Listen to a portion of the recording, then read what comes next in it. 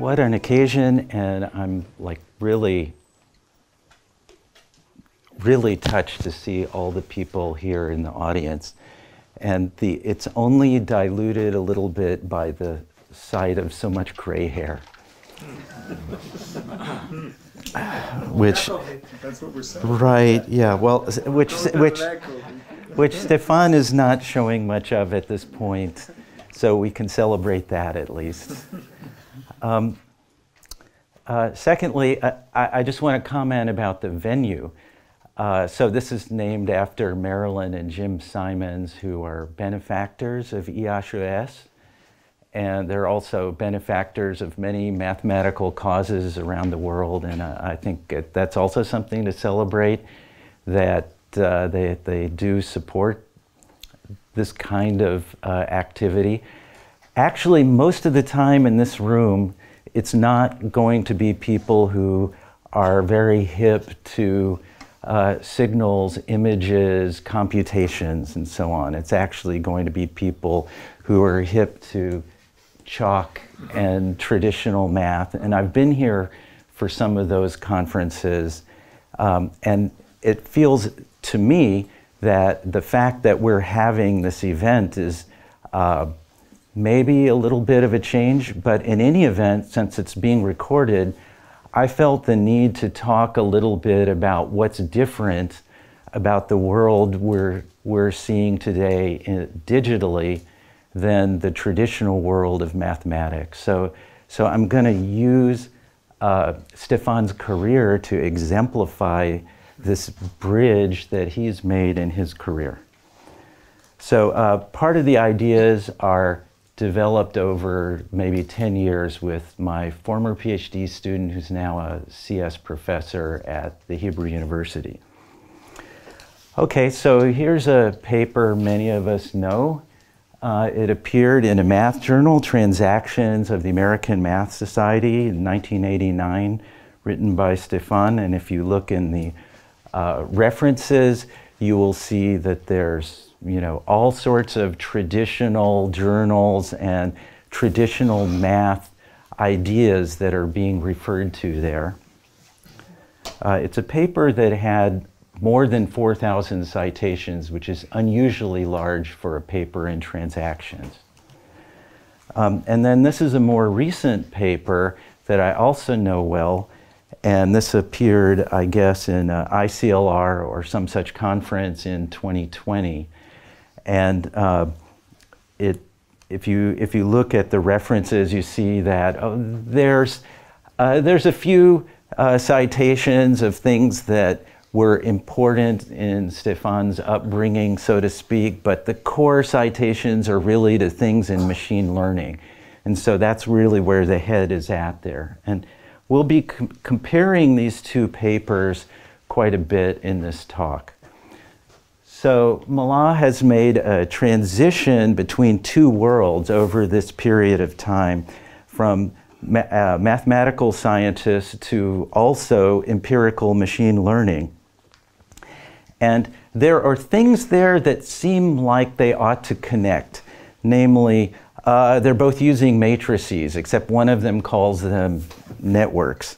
They're, sigmoids, ReLUs. These are all things that are very clear mathematically what they do. And there's terminology, MSE, cross entropy. We all understand these as mathematical objects.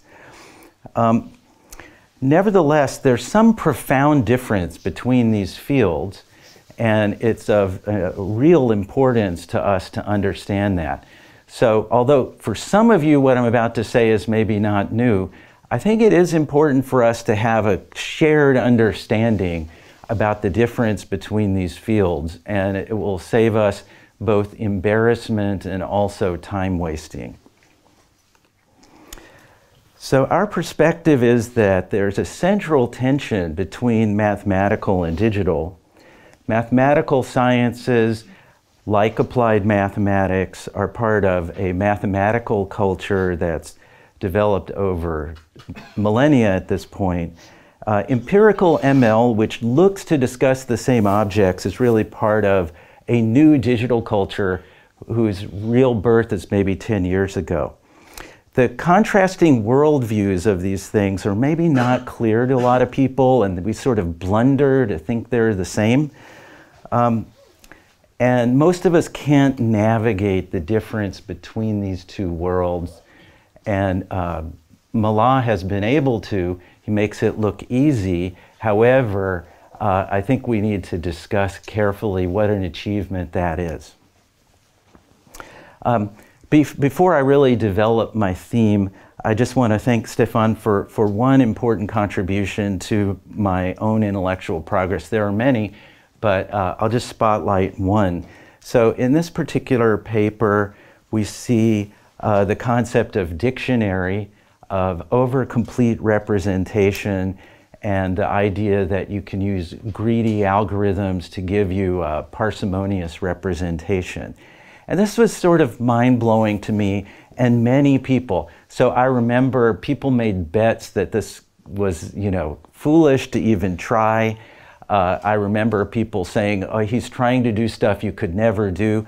Most of these people were people who had come out of pure math and gone into the world of mathematical signal processing. And for them, like once you had a basis, you couldn't do more. And it was wrong to even try to do more than that. And inside this paper, there were examples where you're combining signals that really come from different orthobases that are sort of unrelated to each other. And this just seemed to be heresy at the time. Later, there was matching pursuit of images, and he gave examples of using highly overcomplete Gabor systems and extracting atoms from those systems to explain structures and images. This was also sort of heretical, but very clear for him. Okay, somewhat later, so my mind was blown by this, so I became aware of this possibility, and I was able to take in some of the things that I think Eros Simoncelli may have mentioned. But for example, here's a 1998 result from Bruno Olshausen, who's a neuroscientist. And on a database of natural images, let's fit a 10x overcomplete system, completely learned, and just see what we get. And I know you can't see what's in there, so he breaks it out and he discovers inside there, like what's just embedded in the image is all sorts of things, like the overcompleteness is really an essential part of real imagery. This was some database of natural images, you know, birds in nature, animals running the savannas, all these kinds of things. So the point is not just that Stéphane was indulging in some formal exercise, but it's actually deeply encoded in nature, and you can discover it if you just look. More mind-blowing. And today, if you just try to understand what's inside of deep nets, in the end, you see more and more and more of this. So Stéphane opened my mind to this, you know, 30 years ago or something, but we're seeing this theme play out more. So thank you for broadening my view of the world and everything. So back to the two papers that I'm trying to contrast here. And what I want to say is what's really at the heart of these, and this is where we really have to understand what's different, is that in one of these, in 1989, it's a theorem. Okay, in the other one, there's no theorems, it's a table. And the table just has some numbers, and it took him about 10 years to get those numbers. There was a lot of intellectual ferment, but those numbers are showing that a certain thing could be done and compete with some well-known model that at that point was 8 years old. Just deliver that table, okay? That's not something that mathematicians think of very much as a goal to spend your life doing, but he definitely spent time on it. what happened over this period of time? If we look in Google Ngrams, you can see that at the time that Stéphane, in the mid-'80s, I don't know if you can see the axis very well, but signal processing, image processing were huge compared to machine learning, which was a nascent term. And then by today, signal processing and image processing are in decline, and it's just assumed that you're doing signal processing and image processing. So we don't even need a term like that. We just say machine learning or some other term, and it kind of absorbs all of that. Another thing is that if you look at the crossing point for the terms Fourier analysis and machine learning, it was right when Stéphane was doing his thesis and working on these things, and Fourier analysis didn't really grow. Of course, this is in relative terms to the whole literature, so probably in absolute terms it's dramatically higher. There's more stuff out there. Okay, another thing that's happened over this period of time is that conferences in CS, but principally the machine learning conferences, nobody really cares about other kinds of CS anymore. 5 of the top 20 are, so computer vision, ICLR. So like ICLR is in the top 10. That's the second paper of Stéphane, the recent one. So he got in that conference. The key point is this is cross science. There's no math journal in the top 20. There's no math journal in the top 100. But the amount of interest that you get in ICLR is, completely off scale compared to anything that mathematicians would understand. Again, the relevance of the comment is we're, in a temple of mathematics at the moment. So it's worth me saying it. So here we have the 2 papers and this contrast. And so what I want to do is explain a viewpoint that Matan and I have developed, and we have a manuscript in preparation about the difference of what's going on here.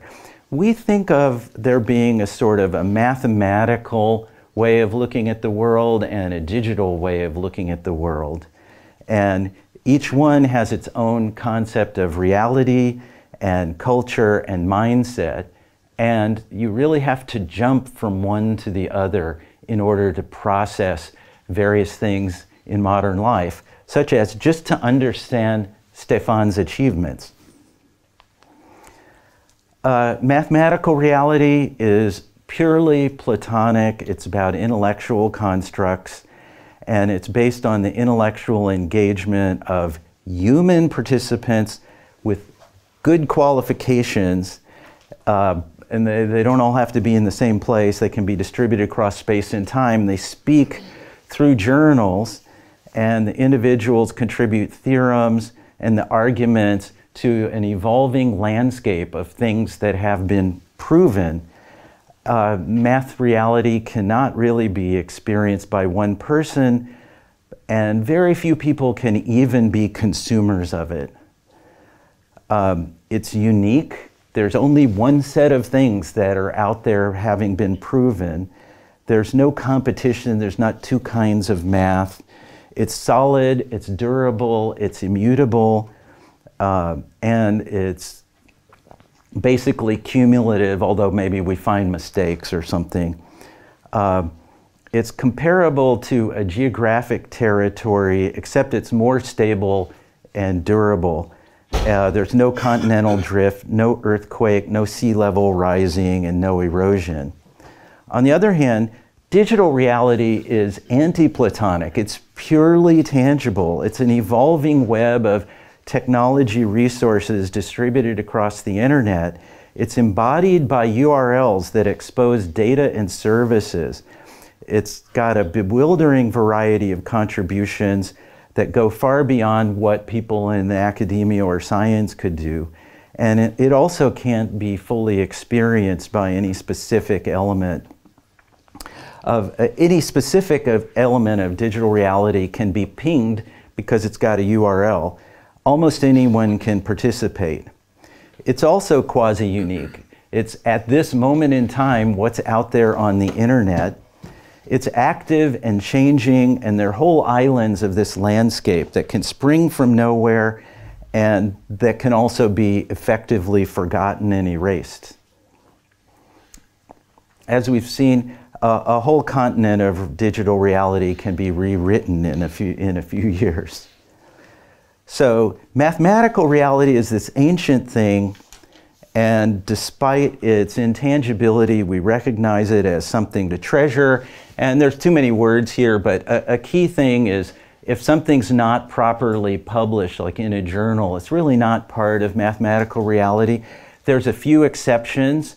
There are a few places on Earth at certain times and places where if you said something in that place, it kind of became part of mathematical reality. And you know, we could think of Göttingen 100 years ago. We could think of this room. Okay, we could think of seminars in Princeton, et cetera, at certain times. But in general, things have to be published. And also private calculations might mean someone somewhere knows something, like Riemann knew all kinds of things that were computations about the zeta function, but they were not understood as part of anything until Carl Ludwig Siegel discovered them in Riemann's papers 80 years later and properly published them and so on and so forth. So, important thing, Wolfram, incredible tool. It's not part of mathematical reality. It has nothing to do with it. It has no status in mathematics. No one in math will even admit that they ever look at it. Okay, digital reality is recent, and it's sort of 10 years old or less, although it's been, you know, emerging. And if there's no URL, it's not part of it. On the other hand, if a mathematician speaks something like right now, it can be recorded on YouTube and become part of digital reality, et cetera, et cetera. So you can see the contrast that exists. And also formulas of Wolfram, if you give a URL that pings exactly the API, then it's part of digital reality. I can copy it, I can use it, I can see exactly the fact that Wolfram gave this answer. Okay, make sense? Okay, so then we talked about the reality that's there. We can talk about the culture of humans involved in this thing. So mathematical culture its purpose is to allow human participants to extend humanly known mathematical reality to encompass a greater and greater Platonic territory. It's everything that supports that culture, etc. And people over a whole lifetime as professionals develop an awareness of all sorts of things in mathematical culture. There's prestige from precedent and provenance and so on. It's very slow to evolve both on the problems being studied and arguments because of this implicit humanity of the whole thing. So we've got also a mindset of a mathematician. What is she or he thinking in their mind as they're doing this? An example of math mindset is minimality. For example, the consequences of known formula are not mentionable. Just because it's never been written down, but if it's a consequence that an intelligent person could figure out, there's no leeway to enter that into things because of the inherent minimality of the concept. It's effortful. The only things that should be published are really things that involve heavy lifting. And the heavy lifting is kind of intellectual struggle. It's also permissioned so that there's a lot of dismissive language in mathematics, which is very triggering for some people. So there's trivial, obvious, all these things. But it's inherent in the mind view. It's not something that has to do with bad behavior and toxic this and that. It's actually part of the mindset, and only if you understand the mindset can you appreciate why this is necessary. Okay, it's about finality rather than tentativeness above all. So if I make some measurements, that's not part of mathematical reality. Conjectures are not part of mathematical reality, et cetera, et cetera. They can be part of culture. So Riemann hypothesis is part of the culture. Digital culture is everything that supports the web, and its purpose is so that we can encompass many human interests in a completely flat world in which there's no charisma, there's no prestige from being in Göttingen or Princeton or something, and because of that, things can spread rather rapidly. The digital mindset is tangible rather than platonic. It's permissionless rather than permissioned. It's frictionless. It's maximal rather than minimal. Anything should be out there on a URL, and it's highly mutable. Things can change and just disappear. Okay, so we have these contrasts in mindsets, and this is a set of things that Stéphane is apparently intuitively comfortable with, and he can bridge these things. Another thing is on the dimension of exclusivity. Math culture has high barriers to participation. Only a few people get to be in this room. Digital culture has rather low barriers to participation. Math reality is very slow to mutate because it's cumulative. Digital reality is very rapid to mutate exactly because you can erase, everyone can decide not to be interested in something all of a sudden, and so we go from, you know, Mid-Journey to DALL-E or whatever is the latest thing, and suddenly whatever anyone was doing with the previous system is just not of interest anymore. It just happens practically overnight. As we've seen, ChatGPT was, you know, all over until GPT-4 came out, and then suddenly within a week, like, no one's talking about ChatGPT, and if you're talking about it, you're just a loser. Okay. Okay, so, virality.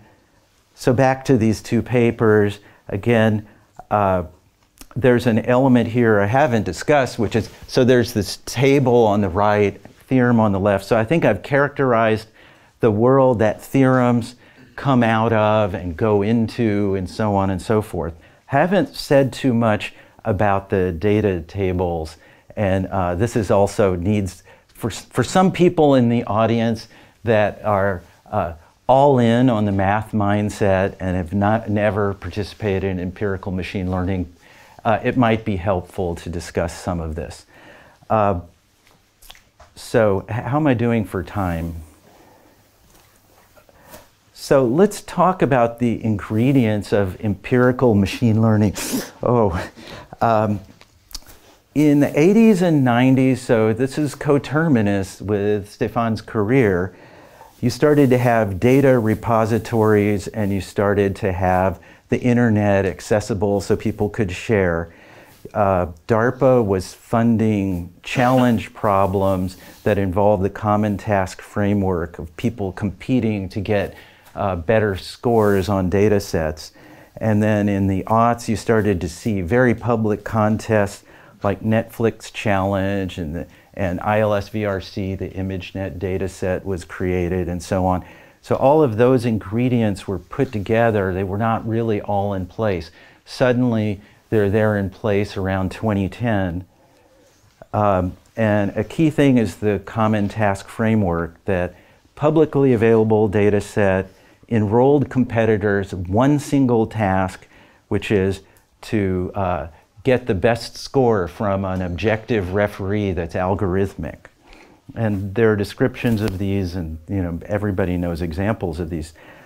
Following this paradigm in the 90s and aughts, every biometric modality as it came online, whether it's fingerprints, face recognition, iris, whatever you're looking at, those things all improved. So it was like a machine that gives you better and better results year after year in repeated challenges. And you could look at a particular place to understand this. Maybe look at MNIST. So Isabelle Guillon, Yann Lequin, they produced this data set and started in the early 90s working on this. And there's details about the leaderboard that they had. So how do I get... Yeah, so you could see what people did various things and what error rate they got on the data set. This is, you know, the accumulation over 20 years of results of the leaderboard. And every one of those data points produced a paper where there was a data table, etc. Okay, and then there were prizes. You can read all the details. And the person who won the prize was actually a team. And it was an amalgamation of several teams, in fact, and they won in the third digit of some performance metric, etc. Okay, so what happened here is, of course, all those ingredients were present. However, what made the last 10 years particularly special is the advent of smartphones, the global information infrastructure that put information out in the hands of peasants who previously couldn't get any information and were living on almost completely a traditional life. So I'll skip over all this.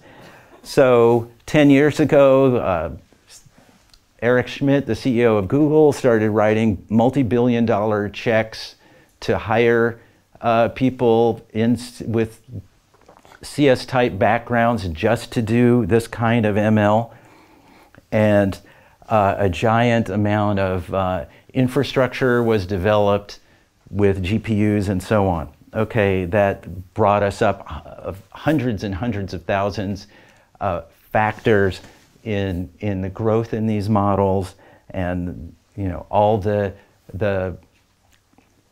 everything we saw before in the 90s and aughts happened on steroids now in terms of improvement in performance, but it's the same model, but many more resources going into it. And so it's not just that the curve is going up, machine learning versus Fourier analysis. It's unbelievable to think of the amount of re-engineering of human life that's gone on to make this happen. This is a consequence of a global information infrastructure which involves, you know, data centers above the Arctic Circle and transatlantic cables and cell towers everywhere and so on and so forth. Okay, back to these papers. Now I'm probably out of time. I'm going to steal a few minutes. I got to. Okay. So the most shocking thing about this I want to get to, there's a paper called The Unreasonable Effectiveness of Data that's a little over 10 years old. And this is by some Google ML researchers. And just to show how shocking it is,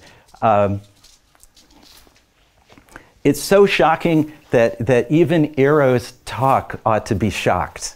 Namely, there's a passage in there where they point out that Bayes' theorem is empirically wrong.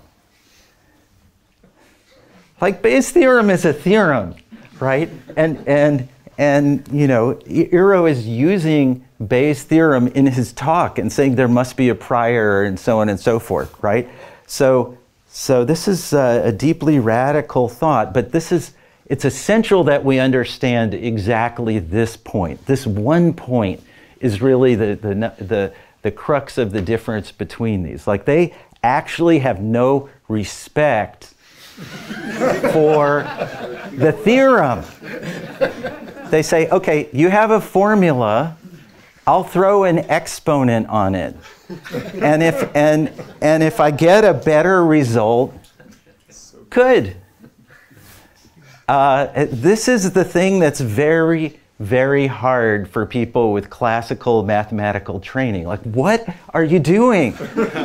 This is not a thing that one can do, right? So this is the difference in their mindset is mathematics is not this deeply structured edifice of knowledge that has all these implications and so on. It's a source of gadgets. And anyone is free to grab any math gadget without any motivation. It doesn't have to be a reason. And they can amputate, mutilate, mash up anything ad libitum. And the only thing that really matters is the measured task performance. And if you get a bad leaderboard result, the gadget goes away and it's just in silence. Okay, so I think everyone with math training knows about the paper of Eugene Wigner, which has a parallel title, and these guys are trying to enhance the parallelism. Okay, but obviously there's a huge contrast here. This is really at the center of what I'm trying to say.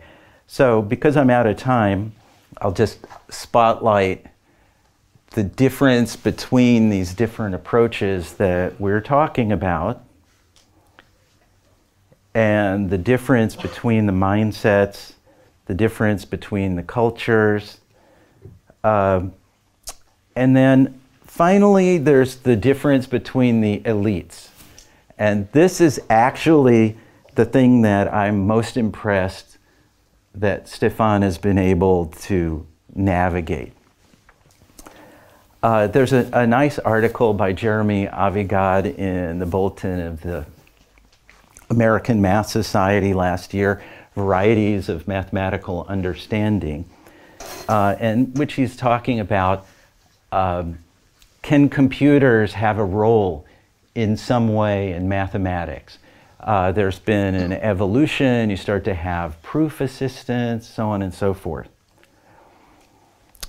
And so he goes into various things. It's sort of an opinion piece. He takes things from blogs and personal letters and so on, but it's very revealing and I thought extremely well constructed article. And so one of his referees or anyway colleagues looked at his previous paper of his and basically said, you know, it's just not of any interest what you can do with a computer to a mathematician.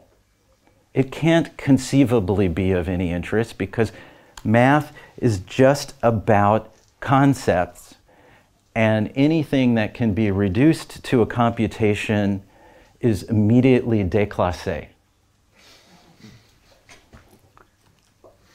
And indeed goes to the point that the Langlands program, which is one of the central monuments of mathematics in the last century, if it turned out that computers could in some way solve that, then what it would mean is the Langlands program is just not interesting. Okay, on the other hand, there's an elite view in machine learning that some of us will know, not everybody, but Rich Sutton, The Bitter Lesson, talks about what we've learned again and again and again is that the only thing that matters is the overall paradigm, and strict attention to the overall paradigm combined with computing scale and data scale. And people always at a given moment in time are kind of stuck with the computers they have, and they're trying to get, outcompete somebody else. So they try to bring in an idea. The idea helps a little bit in the short term, but in the long term, it'll have to be backed out because the advance in scale of computing and data will just wipe out any given idea that you could ever have. So if you had some great thing coming from math, it might give you a sugar high for a few seconds as you briefly are in the leaderboard, but you know, you're going to be wiped out because someone else is going to get a 10x larger compute cluster, and you'll be okay. Anyway, it goes in great detail, very, very well written. So if you think about what these two, so Rich Sutton is a very distinguished researcher in reinforcement learning. So the mathematical elite doesn't really want influences of computer-discovered phenomena to kind of come into the field. And the EML elite doesn't want any contamination from these math ideas that are just going to slow down what the real program is, which is general stuff. Just give me more data and computers. And this math stuff is just, you know, okay, you know, for a week or two, we'll be interested in this piece of math. And so then neither of these communities wants the distraction of the other. Okay, so these are the tensions that Stéphane has been able to navigate so well over 30 years. And I'm just very impressed.